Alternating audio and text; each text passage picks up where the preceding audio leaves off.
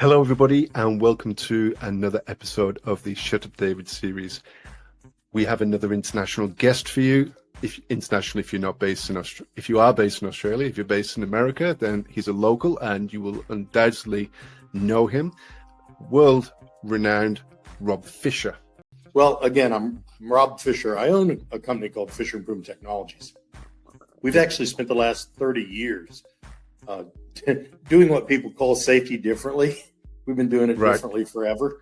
And I got my start in Navy nuclear power. I was on submarines, special operations, special forces for about 10 years. I was a periscope photographer and nuclear chemist. And then I went to work at a nuclear power plant. And that nuclear power plant got in some trouble. This is the late 1980s, early 1990s. And it got in so much trouble that we were the first nuclear power plant that got its keys taken away from the Nuclear Regulatory Commission because of human performance problems, but nobody knew what that was. One guy had written a book, a guy called James Reason, who some of your viewers may know, and that book was called Human Error. And I was handed that book and told, here, go make this work, get us out of trouble. And so we used those concepts. We brought Dr. Reason in. We had conferences with him and talked to him. And then I would go out and try and make that stuff work in the practical application of the real world. And we kind of went worst to first in about 18 months. That plant has never dropped below top decile performance since that time. And so they started farming me out.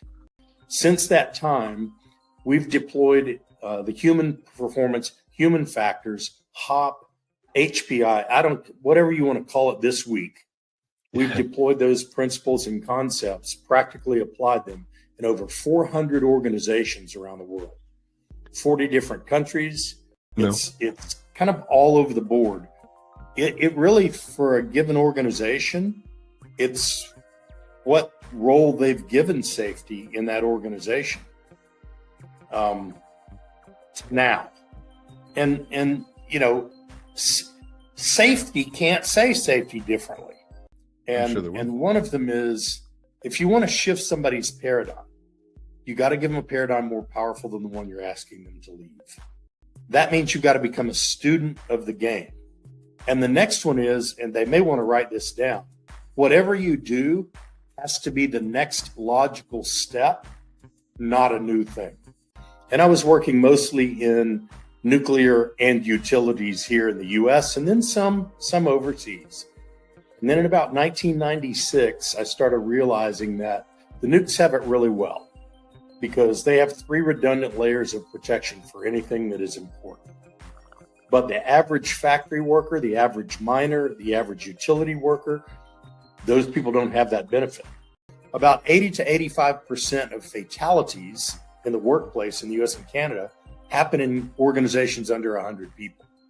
So we produce this thing called the gear model that looks like a machine, the organization, and it all starts with leader knowledge, leader language, leader behaviors, and then how they engage with the workforce.